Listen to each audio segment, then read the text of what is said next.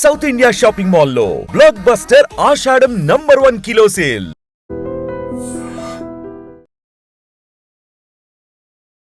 నమస్తే, welcome to I dream talking point with కవిత.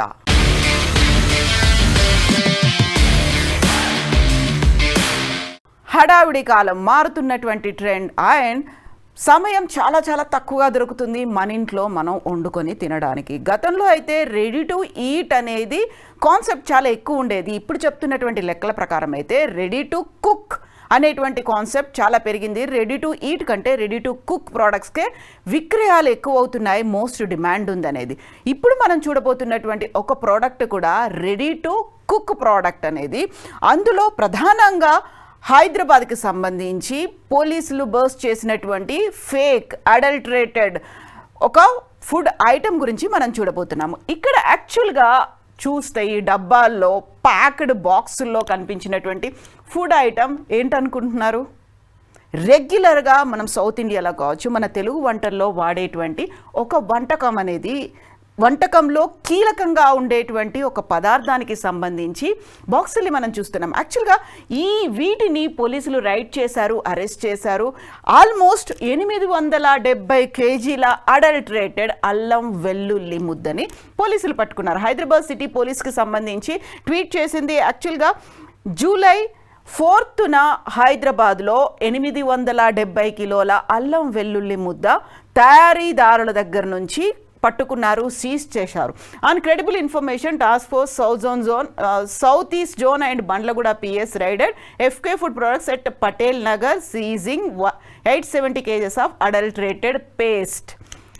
అందులో 4 kgs titanium dioxide ఉంది, 16 కేజీల మోనోసిట్రేట్ ఉంది అండ్ 4 కేజెస్ టర్మరిక్ పౌడర్ ఉంది. ఇవంతా కలుపుకుంటే 1.4 lakhs అనేది వర్త్ అవుతుంది. ఒక అక్యూజ్ని పట్టుకున్నారు, మహమ్మద్ ఫైజల్ అనేది. So harmful chemicals and food production అనేది జరుగుతుంది. Violation of food safety standards authority of India, అందుకని ఆయన్ని అరెస్ట్ చేశారు. పబ్లిక్ హెల్త్కి అది డేంజర్ కాబట్టి. యాక్చువల్గా 870 కేజెస్ ఇక్కడ జింజర్ గార్లిక్ పేస్ట్ని పట్టుకోవడం అనేది ఇదే మొదటిసారి కాదు. దీనికి సంబంధించి గతంలో కూడా ఇలాంటి రైడ్స్ అనేవి జరిగాయి ఓల్డ్ సిటీలోనే. ఇది కూడా మనం వీడియో చూడబోతున్నాము. ఇది ఆల్మోస్ట్ 3500 కేజీల అడల్టరేటెడ్ అల్లం వెల్లుల్లి పేస్ట్ని పట్టుకున్నారు. యాక్చువల్గా ఇందులో ఇంకా దీనికంటే మించి వింతైనటువంటి పదార్థాలని, ఒక గమ్ పౌడర్ను కూడా కలిపారు. ఎందుకంటే అది కలిసేలా ఒక మిశ్రమం లాగా ఉండడానికి. సో గమ్ పౌడర్ ఉంది, at the same time synthetic food colours ఉన్నాయి, సోడియం బెంజోయేట్ ఉంది అండ్ రాటెన్ గార్లిక్ పీల్స్ ఉన్నాయి. ఎండిపోయి కుళ్ళిపోయిన పరిస్థితిలో ఉన్నటువంటి అల్లం వెల్లుల్లిని కూడా ఇందులో యాడ్ చేసి పేస్ట్ లాగా తయారు చేశారు. 3500 కేజీలని. అండ్ కేవలం ఇది ఇక్కడ మాత్రమే జరుగుతోందా, హైదరాబాద్లో ఓల్డ్ సిటీలో మాత్రమే జరుగుతోందా అంటే కాదు. దానికి సంబంధించినటువంటి ఫొటోస్ మనం చూస్తున్నాము.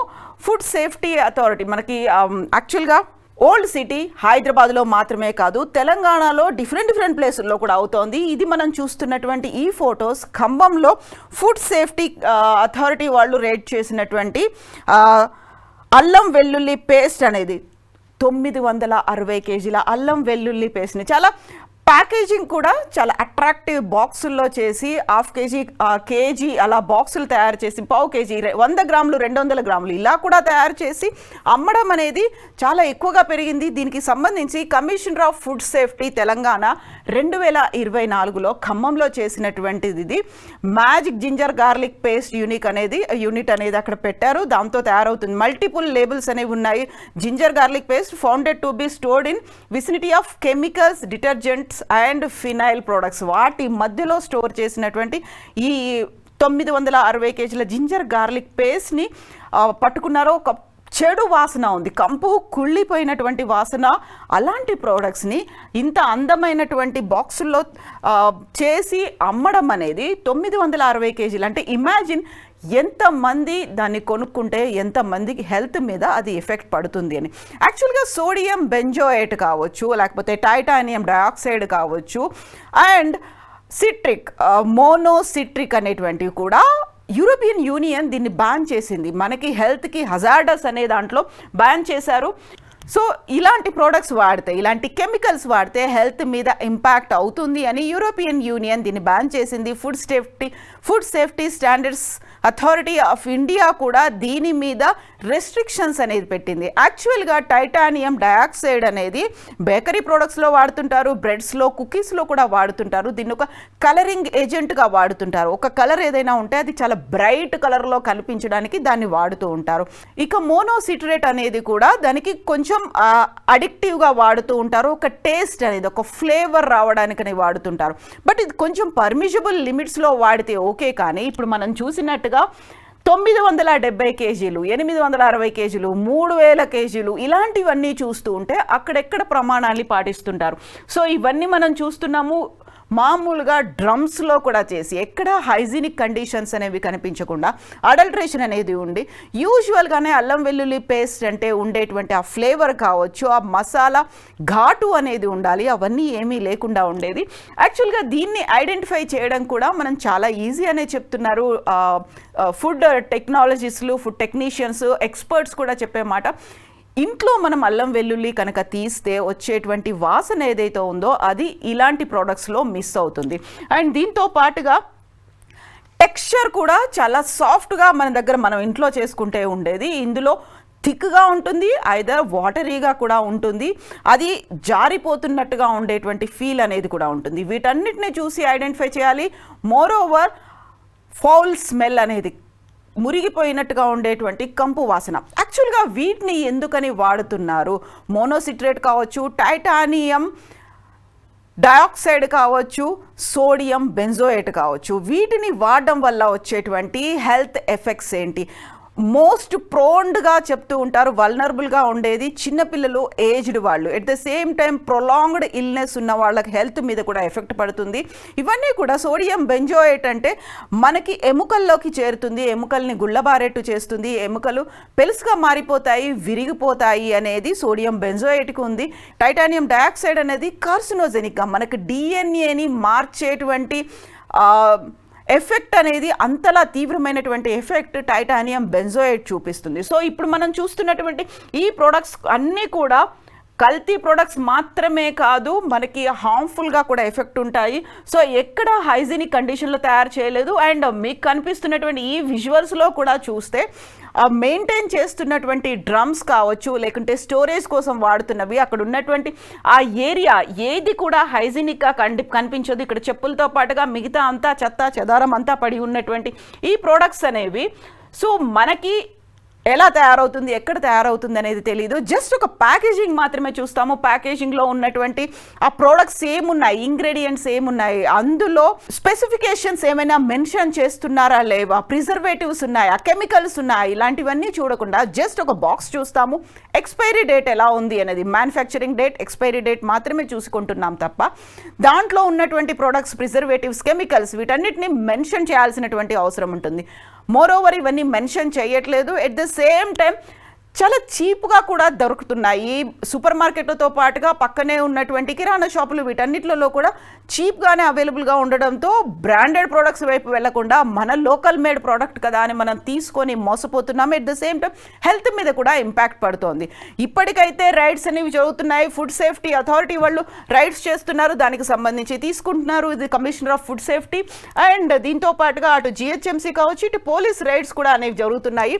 వాళ్ళు కూడా హైదరాబాద్ సిటీ పోలీస్ కూడా వెరీ రీసెంట్గా కూడా రైడ్స్ చేసి 870 కేజీలు అంటే చాలా తక్కువ అమౌంట్ కాదు కదా.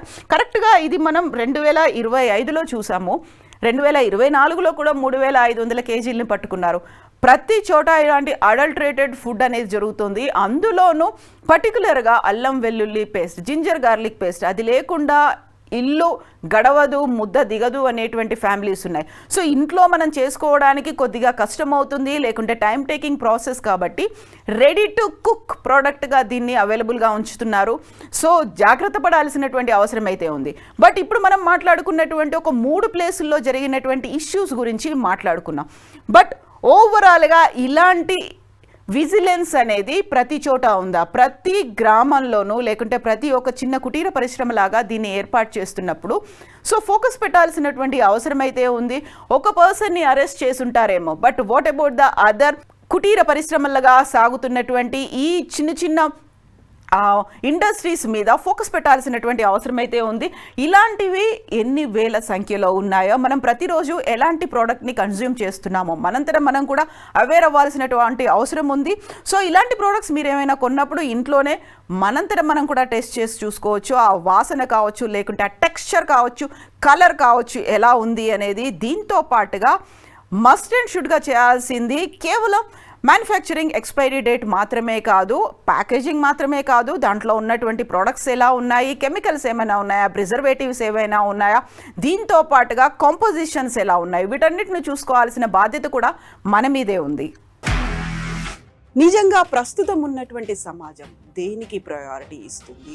ఆర్థిక సంబంధాల చుట్టూ మాత్రమే తిరుగుతోంది. మళ్ళీ ఎన్నికలంగానే చాలా విరక్తి కలుగుతాను. మంచి అనిపిస్తుంది కదా, లేడీస్ కూడా ఛాలెంజింగ్ జాబ్స్ చేసినప్పుడు చాలా బాగుంటది. ట్రాఫిక్ అసిస్టెంట్స్ గా నియమించిన ట్రాన్స్జెండర్స్ అందరితో సాల్యూట్ చేయించుకుంటున్నారు. ఫుడ్ డెలివరీ ఇవ్వటానికి వెళ్ళినటువంటి డెలివరీ బాయ్ అనిల్ పై కళ్ళ ముందు